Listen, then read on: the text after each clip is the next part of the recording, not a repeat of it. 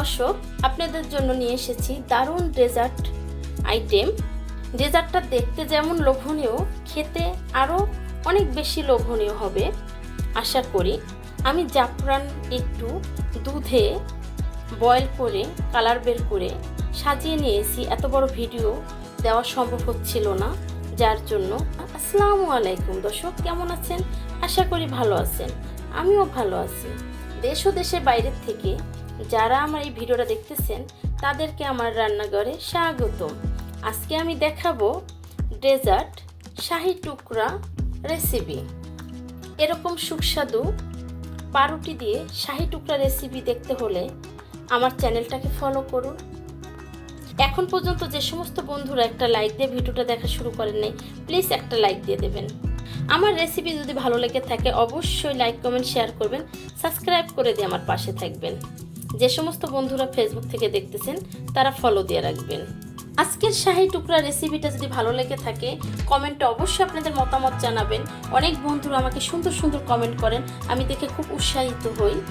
প্রিয় বন্ধুরা, গাজরটা জাস্ট অপশনাল, আপনারা চাইলে দিতেও পারেন, নাও দিতে পারেন।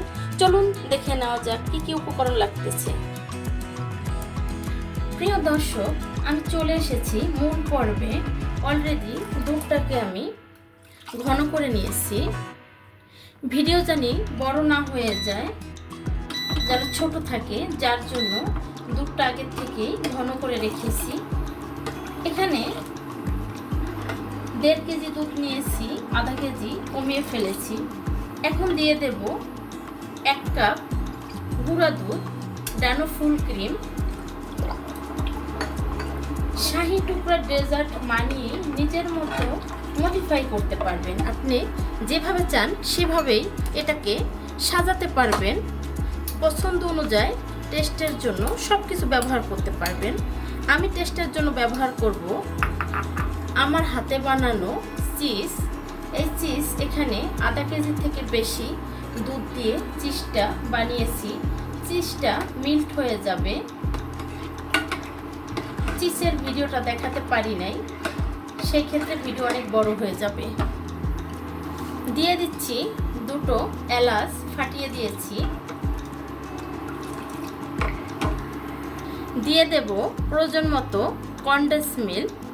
এটা যতটা দুধ, গুঁড়ো দুধ, লিকুইড দুধ, কনডেন্স মিল্ক, চিজ যত বেশি দেওয়া হবে ততই টেস্ট ভালো আসবে। আপনারা না চাইলে স্কিপ করতে পারেন।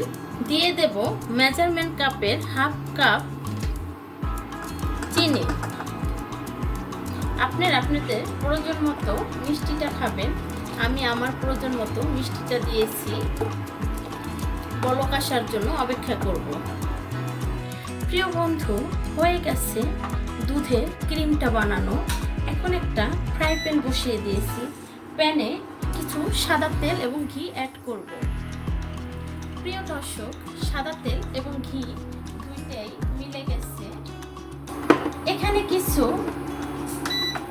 পাউরুটি স্লাইস করে কেটে নিয়েছি, এভাবে করে দেখতে পাচ্ছেন। এটা আমরা সবাই জানি শাহি টুকরা ডেজার্টের জন্য কিভাবে পাউরুটিটা পিস করতে হবে। আসলে এত কিছু দেখাতে গেলে ভিডিও বড় হয়ে যায় এবং আমাদের প্রিয় দর্শকরাও খুব বিরক্ত হয়ে যাবে। সেই কথা চিন্তা করে ভিডিওটা বেশি বড় বানাই নেই। এভাবে করে প্রত্যেকটা উল্টিয়ে পাল্টিয়ে ভেজে নিতে হবে। এরকম করে সুন্দর করে কালারটা আনতে হবে। শাহি টুকরার পাউরুটির এভাবে করে কালার হতে হবে, তাহলে সুন্দর হবে শাহি টুকরা।